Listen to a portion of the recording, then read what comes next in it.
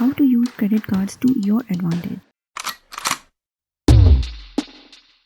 I have a story to tell you. This happened in 2007. A mechanic called and told a man that he could get a motorcycle for rupees 14,000. In dollars, it's around 250. It was the end of month and his payday was still a few days away.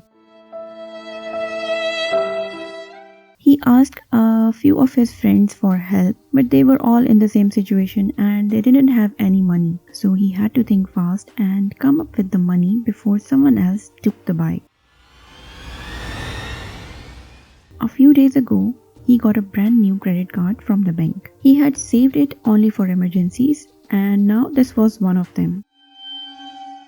He took out the card and intended to use its cash withdrawal feature. He called the bank to find out how much he could borrow and what would be the interest rate. The bank said he could take out up to 20,000 in cash from the credit card, which was roughly around $3,000. He was happy because he hadn't used it yet and still had the full amount on it. His happiness didn't last long, because the customer service rep told him that he couldn't take out the whole amount at once.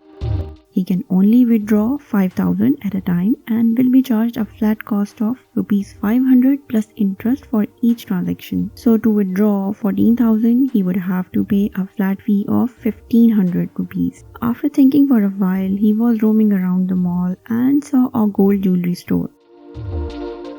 He went inside and bought a 100-gram pure gold coin for 14,000 rupees. So this was the price of gold at that time. The jeweler charged him an additional 2.5% or about 350 rupees for using a credit card. He took the gold coin, went outside. He did some window shopping, had a cold drink, and came back to the same gold shop after 15 minutes later. He told the jeweler that now he was interested in selling the coin. The jeweler agreed and provided him 14,000 cash in exchange for the coin. He got the money and then bought the bike.